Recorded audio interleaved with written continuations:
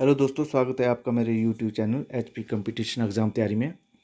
दोस्तों, परीक्षा कोई भी हो, प्रतियोगी परीक्षा कोई भी, कंपटीशन एग्ज़ाम कोई भी हो, हर एग्ज़ाम में करीब करीब 90% प्रतिशत जो पेपर्स होते हैं उसमें नेशनल और इंटरनेशनल प्राइजेज जो राष्ट्रीय और अंतर्राष्ट्रीय पुरस्कार होते हैं उनके ऊपर एक या दो प्रश्न हमेशा पूछे जाते हैं।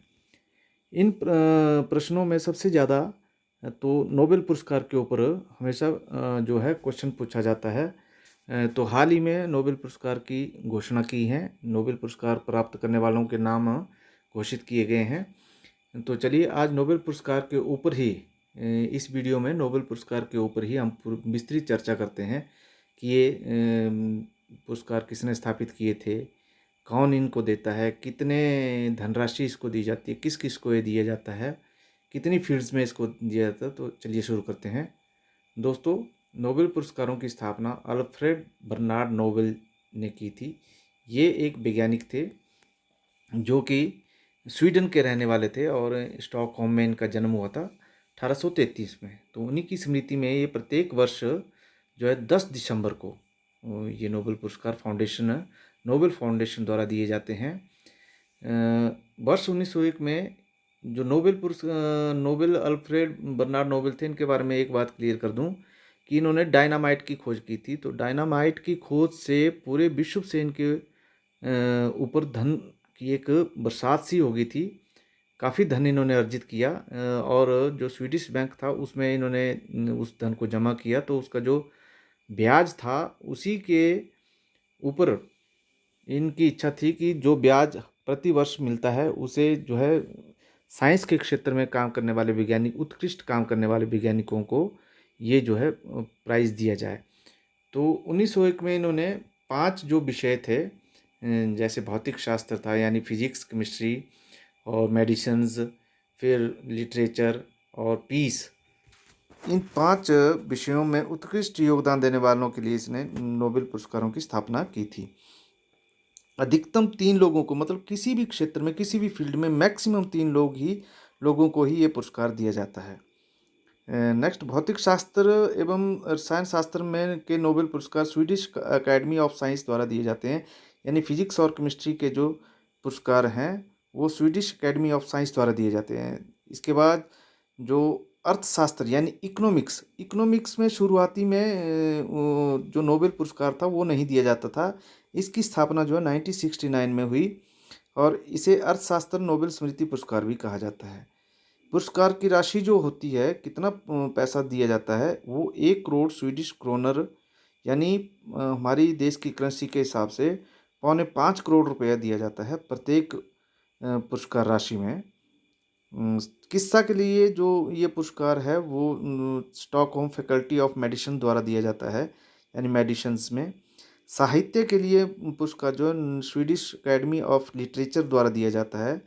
और शांति के लिए नोबेल पुरस्कार नॉर्वे की 5 सदस्यीय समिति द्वारा दिया जाए। दोस्तों, मैं एक बात बिल्कुल क्लियर कर दूं कि ये जो नोबेल पुरस्कार है वो एक कंट्री द्वारा नहीं, 2 कंट्रियों द्वारा दिया जाता है, जिसमें स्वीडन और नॉर्वे। बाकी पुरस्कार जो है स्वीडन देता है, जबकि शांति के लिए, पीस के लिए जो पुरस्कार है वो नॉर्वे देता है। और स्वीडन में भी अलग अलग जो इसकी एजेंसीज़ हैं वो देती हैं, जैसे फिजिक्स केमिस्ट्री के लिए Swedish academy of science, economics के लिए अलग से जो इकोनॉमिक जो ब्रांच है उनकी वो देती है। उसके बाद जो मेडिसिन्स के लिए उसके स्टॉकहोम फैकल्टी ऑफ मेडिसिन देती है। इसके बाद साहित्य के लिए जो है स्वीडिश अकेडमी ऑफ लिटरेचर देती है। मगर जो शांति के लिए जो पुरस्कार है, पीस के लिए जो पुरस्कार है, वो नॉर्वे देता है। इसलिए इसके ध्यान रखना कि ये क्वेश्चन बन जाता है कि शांति के लिए पुरस्कार कौन देश देता है। तो ज़्यादातर स्वीडन लिख देते हैं, जबकि इसका राइट आंसर नॉर्वे होता है। तो चलिए 2021 में जो अभी हाल ही में जो इस साल के जो नोबेल प्राइज़ विनर हैं उनके जो नाम घोषित हुए हैं, चलिए उनके बारे में जान लेते हैं कि वो कौन कौन से हैं। तो फर्स्ट, जो मेडिसिन्स ऑफ फिजियोलॉजी के लिए जिनको मिला है वो अमेरिका के 2 वैज्ञानिक हैं, डेविड जूलिस और एडम पेटापोंटियन। इनको ये पुरस्कार दिया गया है और इन्होंने जो खोज की है वो टेम्परेचर से रिलेटेड, ह्यूमन बॉडी के जो टेम्परेचर स्पर्श के लिए जो सेक्टर हैं वो खोजे हैं इन्होंने। दोनों ने समझाया कि इंसान कैसे तंत्रिका आवेग यानी नर्व इम्पल्सिस के जरिए तापमान और दबाव अनुभव करते हैं। इसके बाद जो नेक्स्ट हैं वो केमिस्ट्री के लिए बेंजामिन लिस्ट और डेविड WC मैकमिलन ने ये पुरस्कार जीता है।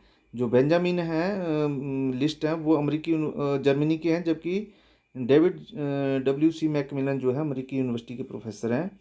इन दोनों को दिया गया है और इन्होंने एसिमेट्रिक ऑर्गेनो कैटालिसिस विकसित किया है, यानी इस टूल के से आणविक निर्माण पूरी तरह से एक नए स्तर पर पहुंच गया। मीन्स ये एटम क्रिएशन ऑफ एटम के लिए ये काम कर रहे हैं ये लोग, तो जिसके लिए इन्होंने एसिमेट्रिक ऑर्गेनो कैटालिसिस जो विकसित किया है, तो इसके लिए इनको ये पुरस्कार इस साल का पुरस्कार दिया गया है। इसके बाद लिटरेचर, तो उपन्यासकार अब्दुल रज़ाक गुरनाह जो कि तंजानिया के हैं, इन्होंने लिटरेचर में नोबेल पुरस्कार जीता है और इनके काफ़ी कहानियाँ उपन्यास हैं, जिसमें कि पैराडाइज डिजर्सन, ये क्वेश्चन आ सकता है कि पैराडाइज डिजर्सन के लेखक कौन हैं, तो ये अब्दुल रज़ाक गुरनाह हैं जिनको नोबेल पुरस्कार मिला है और ये तंजानिया कंट्री यानी अफ्रीकन कंट्री तंजानिया से रिलेटेड हैं।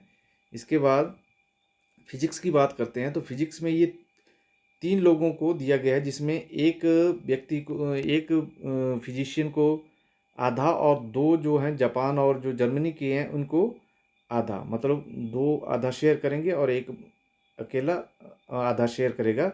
जिसमें जॉर्जियो पेरिस जो हैं वो इटली से हैं, उनको और स्क्वेरू मुनाबे जो जापान और क्लाउड हेजलमैन जो जर्मनी के हैं, इनको दोनों को संयुक्त रूप से दिया गया है।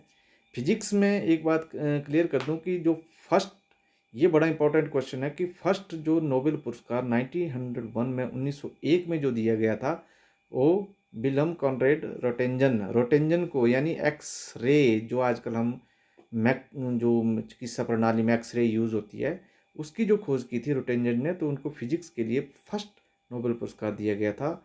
इंडियन भी वैज्ञानिक थे ये सर चंद्रशेखर वेंकटरमन, जिनको भी ये पुरस्कार मिल चुका है, तो वो फर्स्ट इंडियन थे जिनको पुरस्कार दिया गया था। उसके बाद पीस यानी शांति में पुरस्कार किसको मिला, तो ये फिलीपींस पत्रकार मारिया रेसा और रूसी पत्रकार दिमित्री मुरातोव को ये पुरस्कार दिया गया है।